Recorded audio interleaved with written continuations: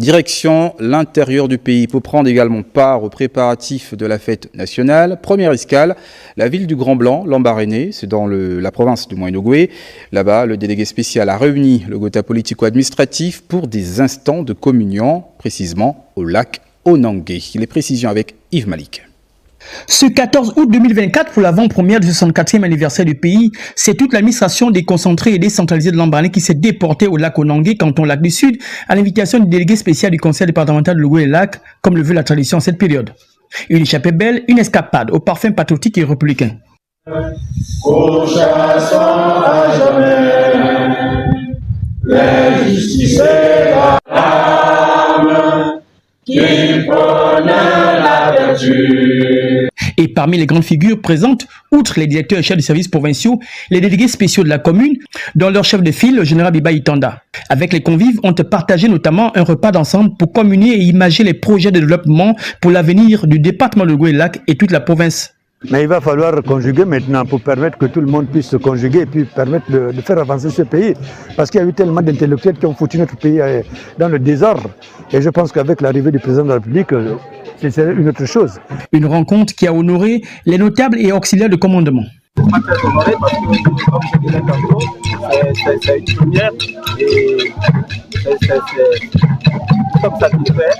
Pour montrer leur attachement à leur culture, ces autorités qui ont tout abandonné le temps d'une journée ont su fondre dans l'ambiance du folklore proposé pour la circonstance.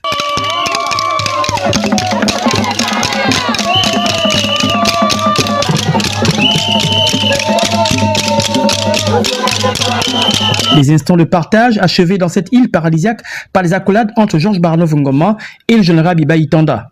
Les deux délégués spéciaux ont en commun la même feuille de route. On avance, on va être avec le général Oligui pour développer notre pays.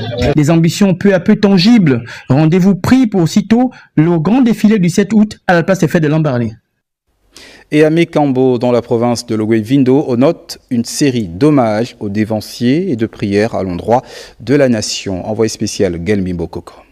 Honneur militaire et salutations des officiels, puis dépôt de la gerbe de fleurs sur le monument aux morts pour rendre hommage aux ancêtres du pays en général et à ceux du département de la Zadie en particulier pour le rôle joué lors du coup de libération du 30 août 2023. Ce geste est hautement symbolique, j'ai envie de dire doublement. Cette année particulièrement, nous nous souvenons d'eux pour l'action qu'ils ont posée en faveur donc de la libération de notre pays. L'innovation inhérente à la commémoration de l'accession du Gabon à la souveraineté internationale cette année à Mekambo est le fait de réunir tous les représentants des confessions religieuses à la place de l'indépendance pour dire des prières à l'intention du Gabon libéré et à leur libérateur, le CTRI. Nous sommes à une année exceptionnelle, spéciale, particulière pour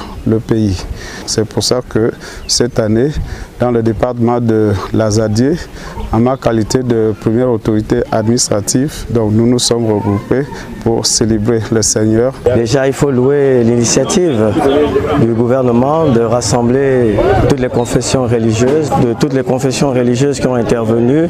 Le message que nous avons retenu, c'est l'amour, c'est la paix, c'est l'unité, c'est l'entente. Que Dieu bénisse le Gabon, bénisse la Zadie, bénisse aussi Mekambo et tous ses habitants. Les célébrations du 64e anniversaire de l'indépendance du pays dans le département de la Zadie vont se poursuivre pour le compte de ce 7 août avec la retraite au flambeau exécutée par la gendarmerie de la brigade de Mekambo. Dans l'estuaire, mobilisation tous azimuts pour faire de la fête du 17 août un moment particulier, ce qui a d'ailleurs conduit l'association Action pour le Gabon en collaboration avec plusieurs partenaires de procéder au nettoyage des rues du 2e arrondissement de la commune de Libreville pour festoyer demain 17 août dans un environnement salubre. Lionel Mboussou Pissam, Guy Serge Guizambo. Participer à l'assainissement de notre environnement et soutenir l'action du CTRI, c'est l'objectif visé par cette opération de nettoyage menée par l'association Action pour le Gabon à l'occasion de la fête nationale. Merci au chef de l'État, au général des brigades Brice Côté Olinguema. Nous avons décidé d'être sur le terrain aujourd'hui parce que demain c'est le 17 août. nous avons compris qu'il fallait nettoyer notre ville et nos quartiers sous-intégrés le 16 août. Nous étions à Tongabé, La Campagne, Rio, Pékin 5, Cité Mébiam. Nous allons faire dans la continuité de notre caravane ville propre avec l'ensemble des soutiens. Nous sommes avec l'association Action pour le Gabon parce que c'est un petit qui nous fait un peu de merveille aussi au niveau du quartier. À chaque fois qu'il faut nettoyer le quartier, il est toujours là. Donc nous sommes alignés derrière lui. En faisant d'abord l'action que nous sommes en train de mener, les jours à venir, on pourra voir ce qu'on pourra faire. Munis de pelles, brouettes et autres matériels, cette énième mobilisation dans les quartiers du 2e arrondissement de la commune de Libreville a vu la participation des milliers de volontaires visiblement animés d'un esprit patriotique. Je suis pas seul, nous sommes tous volontaires et on le fait pour le pays en fait. Et puis pour notre arrondissement aussi bien sûr. C'est très important cette action, franchement, je les encourage. Le Gabon est à nous, c'est notre patrie et je pense que chaque Gabonais doit contribuer au développement de notre pays.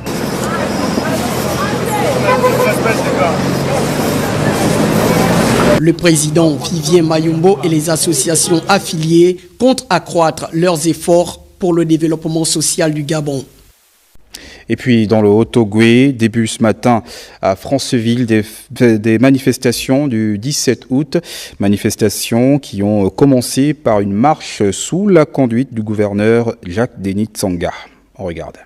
Même si 3 km à pied ça use les souliers, les participants à cette marche de l'indépendance sous l'air cétérie ne se sont pas lassés de battre le bitume sur près de 8 km, histoire pour tous et chacun de se débarrasser des calories pouvant empêcher l'aisance en cette période de célébration de notre indépendance. Après avoir donc éliminé pas mal de calories et d'aspérité, nous nous sentons bien. C'est une activité physique, c'est la symbolique, c'est l'effort. C'est un effort qui doit nous permettre d'être en bonne santé. Cette santé qui doit présider à la gestion des responsabilités qu'on nous confie, chacun à son niveau, parce que tout ça concourt au développement du pays. Favorisé par la fraîcheur matinale des quartiers Mamadou, Mangungu, Matebele, zone industrielle, Carrefour Mvou, Sogafrique, SEG, Place de l'Indépendance ayant constitué l'itinéraire de ce parcours. Le rendez-vous de ce vendredi a mobilisé un nombre important de participants. Les activités sportives ont cette magie-là, de faciliter les rencontres, de rassembler du monde. Et donc derrière ces activités que nous menons, d'ailleurs cette marche nous la faisons tous les samedis ici pour créer la cohésion et permettre aux responsables que nous sommes de garder la forme. Et plus nous sommes en forme, plus nous sommes performants pour les administrations que nous gérons. Ça n'a pas été très dur, mais quand même pour les tout nouveaux, la grimpée des collines, c'était un peu difficile. C'est donc le vent en poupe que les fêtards vont célébrer le 64e anniversaire de notre accession à la souveraineté internationale.